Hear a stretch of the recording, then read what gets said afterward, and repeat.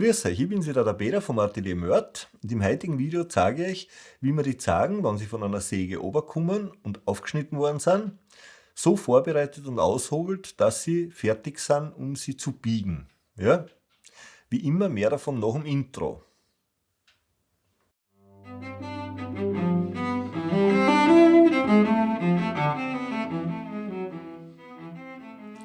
Also, wenn es um Zargen geht, dann muss einmal klar sein, dass das gesägte Holzbrettchen sind. Das heißt, das ist jetzt nicht was ein starkes Furnier sein kann, weil das Furnier gemessert wird und in Wirklichkeit natürlich lauter kleine Brüche und Sprünge drinnen hat, auch wenn es gedämpft wird. Ja? Das heißt, ein Furnier ist nicht brauchbar. Man muss es wirklich aus einem Massivholz oberschneiden, um dann das aushobeln zu können, damit das ein Instrument nachher nicht schon von vornherein kleine Risse im Zargenkranz hat. Das wäre natürlich ein kompletter Schwachsinn. Ja? Habe ich auch schon gesehen, dass das leider so gemacht wird, ist vollkommen falsch. Ja? Zuschneiden tut man die Zargen jetzt da auf keinen Fall zu dünn. Weil es ist egal, ob ich die mit einer Kreissäge aufschneide oder mit einer Bandsäge aufschneide. In jedem Fall habe ich eine Zeichnungen drauf, ja, und das muss komplett weghobelt und auch dann mit einer Ziegling angezogen werden. Also geschliffen wird bei Zargen gar nichts. Ja. Das sind immer nur schneidende Werkzeuge. Sowohl ein Hobel, in dem Fall ist es ein Zahnhobel mit einem Zaunhobeleisen, das erkläre ich dann auch noch, warum das ist. Und auch eine Zieglinge, mit der man das weitermacht. Dann brauche ich dazu noch so ein kleines Haarlineal, um zu kontrollieren, dass ich beim Aushobeln nicht nudel auf die Ecken und die dort dünner werden. Ja? Beziehungsweise brauche ich ein Messgerät, um das zu kontrollieren, was ich mache. Jetzt noch ein Wort zum Thema Messgerät.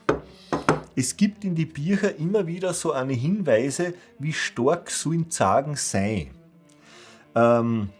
Generell kann man sagen, das ist unterschiedlich. Also eine Millimeterangabe von zum Beispiel 1,4 mm oder 1,35 oder 1,45 oder 1,5 für ein Geigen oder ein Bratschen kann stimmen, muss aber nicht stimmen. Habe ich ein Material, das extrem fest ist, weil es alt ist, weil es hart ist, ja, dann ist es logisch, dass es ein bisschen dünner sein muss und zwar gar nicht wegen einem Brechen, sondern dass das auch noch funktioniert also beim Instrument, dass es noch schwingt. Habe ich ein Material, das weicher ist, ja, muss ich es ein bisschen stärker lassen, damit statisch das überhaupt alles aushält. Des Weiteren sollte man bei den Zargen darauf schauen, dass ich keine Passagen einnehme. Also das Holz würde ich nicht einschneiden für Zargen, wo sozusagen so ein Wuchsdreher drinnen ist. Weil das in Wirklichkeit dann bei einer Zargen, wenn ich es birg, ja, und am Instrument sozusagen keine gerade Zargen gibt, die so gerade bogen werden, sondern die würden so ein Blasen kriegen, nach innen oder nach außen. Und sobald das ist, und im schlechtesten Fall ist es dann dort, wo zum Beispiel ein Kinnhalter aufkommt, ja, das heißt, sobald das nicht gerade ist und in irgendeiner Form nach innen oder nach außen bogen wird, wird es durch den Druck von einer Kinnhalterschraube, ja, immer mehr und gehört letztendlich aufgemacht und gestützt bei so einem Instrument. War jetzt vor kurzem so eine Reparatur, nicht? Da war genau, da sind Zargen verwendet worden, die man eigentlich so nicht verwendet. Ja? Das geht zwar zum Bauen, aber auf Dauer funktioniert es nicht. Und jetzt wechseln wir den Arbeitsplatz, damit ich euch sozusagen zeige, wie ich sowas aushobel und warum man das mit einem Zaunhobel macht und. Also, kommt's mit. Wie wir es zuerst schon kurz gehört haben, da zum Beispiel sieht man sehr gut diese, wenn man es im Schatten sieht, da sieht man sozusagen diese Streifen, die von der Bandsäge herkommen, vom Oberschneiden. Ja? Und genau da geht es jetzt darum, dass man das weghobelt und auch sauber macht. Ja? Dazu spanne ich mir das einmal da ein und da habe ich mir was überlegt, ich habe das früher so mit Zwingerln festgehalten. Ja? Murzer Zirkus geht so einfach ein bisschen einfacher, ja, indem man hergeht. Ich habe da so einen Mechanismus gemacht, wo man unten einfach nur mit dem Fuß aufsteigen muss, um das übers Gewicht zu spannen. Geht auch hervorragend für die brateren Cello-Zargen oder Kontrabass-Zargen. Ja. Dann nehmen wir dafür einen Zaunhobel her. Der Zaunhobel hat den Sinn, dass bei einem geflammten oder geriegelten Holz das nicht alles ausreißt.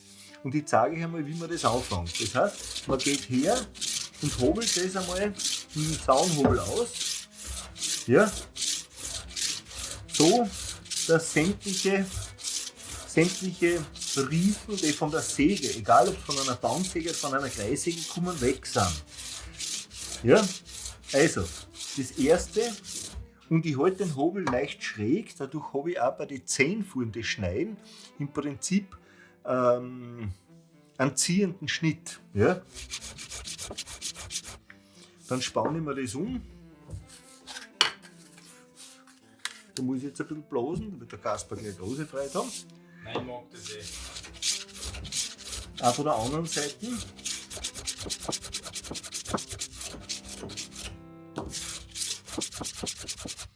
Und man sieht jetzt da im Prinzip schon die Strich, wenn man so ein bisschen schräger hält, dann sieht die Strich vom Zaunhobel. Nicht? Ja? So. Und dann gehe ich her, wenn ich das mit dem Zaunhobel sauber angehobelt habe, dass die Fläche wirklich überall angehobelt ist, nehme eine Zieglinge und fange mal an, das sozusagen abzuziehen und einfach die Oberfläche ganz sauber zu machen. Ja? Da geht es jetzt noch in Wirklichkeit darum, dass man die Ziegeln auch so leicht schräg drüber ziehen lässt. Ja? Wenn man nicht will, dass es sozusagen also eine wellige Oberflächen kriegt. Wenn man es beabsichtigt, dass die Oberfläche sozusagen so leicht wellig wird, weil man das am Instrument noch erhoben will, dann muss man halt genau dort, wo die Flammen sind, drüber fahren. Da spürt man das ja schon, das fängt so ganz leicht hupfen an. Ja? Das, was da noch wichtig ist, wenn man mit der Ziegel das anzieht, dass man das so macht, dass man da mit dem Haarlineal draufhält und kontrolliert, dass das sozusagen jetzt auch nicht nach außen runtergenudelt wird. Wenn ich die Ziegeln nehme, die ist ja flexibel, dann kann es passieren, wenn ich den nicht durchbiegerstickel, dass ich es da außen sozusagen so runternudel, dass ich nur außen was wegnehme. Ich zeige euch das jetzt nur mal, wie es nicht sein soll. Das ist genau das. Wenn ich so vor, dann erzeuge ich genau da heraus einen Spann und das fehlt mir natürlich, das Material. Dann gehe ich her, drehe das wieder um, ja, und ziehe es auf der, nach dem Umdrehen auch wieder an. Ja. Und ihr seht sehr gut, dass man mit der Zieglinge die Zaunhobelspuren sehr einfach wegbringt. Ja. Dann gehe ich her und ihr seht auch, dass ich eher in der Mitte was wegnehme, weil es passiert dann eher mal, dass man sozusagen am Rand auch das anzieht, aber es passiert nicht, dass man runternudelt. Ja? So. Jetzt habe ich die erste Seite gemacht, die ist sozusagen schon glatt und im Prinzip eine fertige Fläche. Dann gehe ich her und drehe es jetzt so um, mache die zweite Seite. Und jetzt fängt bereits das Thema mit der Stärke an. Jetzt misse ich einmal einfach nur, dass ich einen Eindruck kriege, wie stark ist das Ding. Da bin ich jetzt so auf 1,8 ungefähr. Ja? Das ist definitiv viel stark. Das heißt, wenn ich jetzt hergehe und das da wieder festhalte und anfange hobeln, da stelle ich mir jetzt ein ganz kleines bisschen stärker ein. Ja? Probier das mal ganz kurz, warte. Genau, das langsam hobelt und ich bin hinter ihm mit dem Händen mit. Du meinst wegen so einem Special Side Effekt oder Irgend so? sowas, ja. Nur ist es deswegen ein Blödsinn, weil beim Hobeln brauchst du eine bestimmte Geschwindigkeit. Das heißt, das Hobeln so ganz langsam, das ist falsch. Das haut nicht hin. Ja?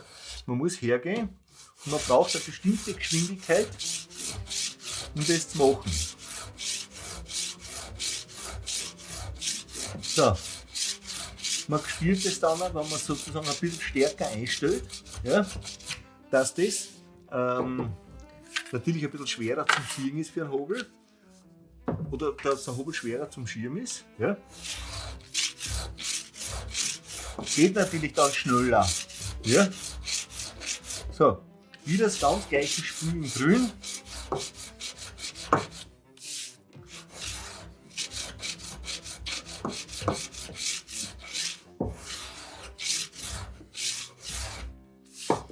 Und ich gehe wieder her und ziehe es mit der Ziegel an, dass die Oberfläche sauber ist.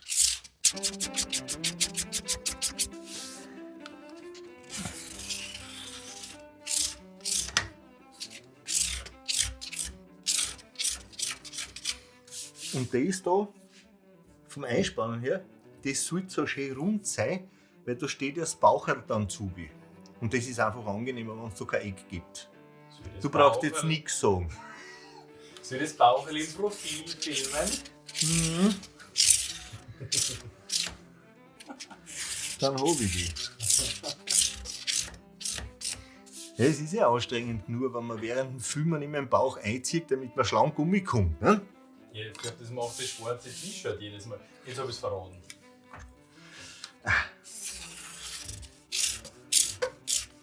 So. Und es gibt dann im Prinzip, ja, jetzt habe ich zum Beispiel 1,45. Ja. Da herum ist es noch dicker, weil ich es noch nicht umgedreht habe, aber da passt es schon. Ja. Das ist für das Material so vom Gefühl her, also auf keinen Fall noch zu dünn, auf keinen Fall schon zu dünn, sondern das ist eher noch ein bisschen auf der stärkeren Seite. Das heißt, ich würde wahrscheinlich da dann mit der Ziegel noch mal ganz leicht nachkorrigieren. Ja. Jetzt ziehe ich da noch mal ein bisschen aus.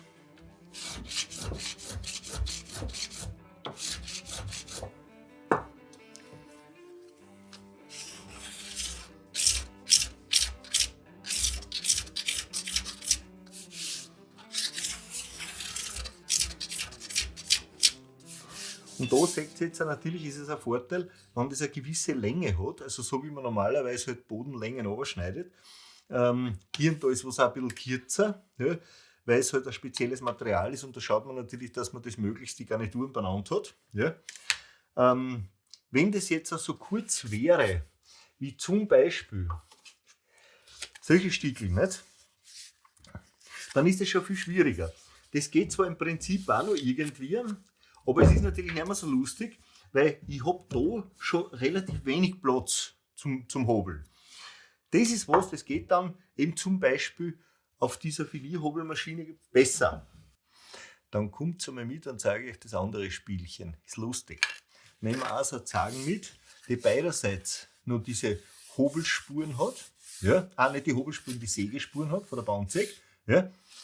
Und nehmen wir das einmal mit und ich zeige euch das jetzt. Kommt's.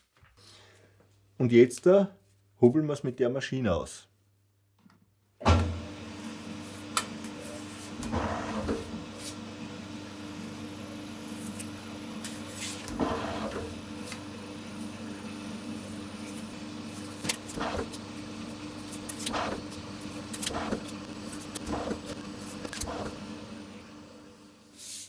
So. Und was man da jetzt sieht ist, da herunten habe ich noch ganz eine kleine Markierung drinnen von der Säge, aber alles andere im Prinzip ist schon fast weg. Ja.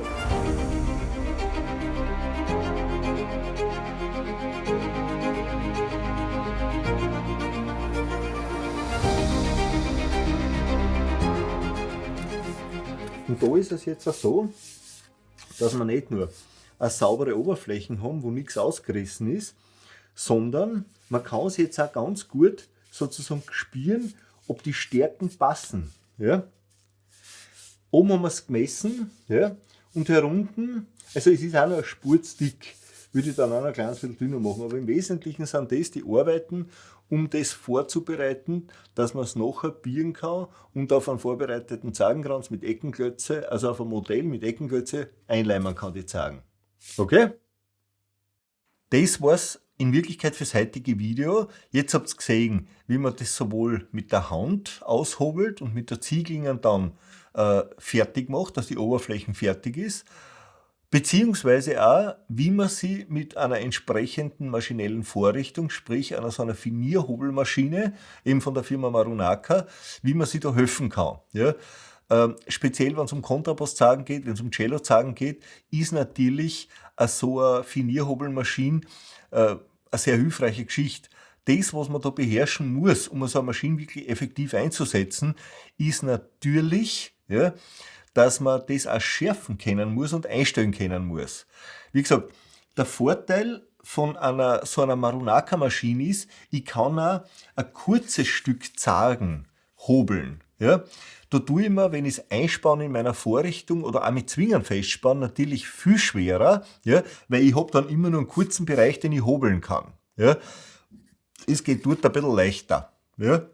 Aber muss man halt haben, so wirklich, nicht? Dass man es verwenden kann. Alles dann. Wenn ihr Fragen habt, wenn ihr Kommentare habt, wenn ihr anderer Meinung seid, obwohl wie gehabt, dann ist es wahrscheinlich die falsche Meinung. Wenn Cut! Aus! da brauchen wir keinen Cut. Ja? Dann schreibt's gern was. Ja? Ansonsten sehen wir uns beim nächsten Video. Ja? Und ich wünsche euch was. Für euch. Ja, wenn du so garstig bist zu die Leute, dann wird man sich nicht beim nächsten Video wiedersehen, ne? Au weh, au weh. So siehst gar nix. Papa, was du siehst, ist nicht, was die Kamera sieht. Also bitte erzähl mir nicht, was ich gar nichts sehe oder schon. Ich sehe nichts, wenn du so hältst, dass du was siehst. Gut, was auch richtig ist. Ich muss es sehen.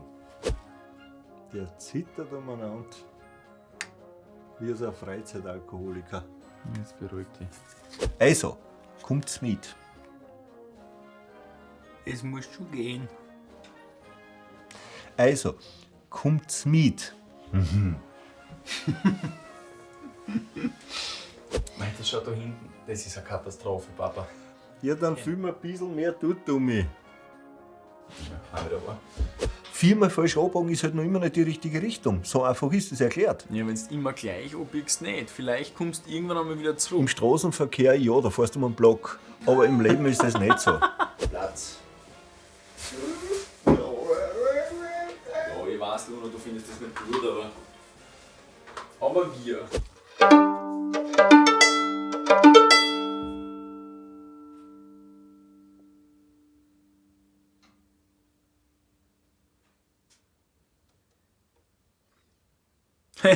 Das Instrument ist wie du. Das hält auch nicht die Klappe, das hört nie auf. Ja, das muss aber eigentlich hin sagen.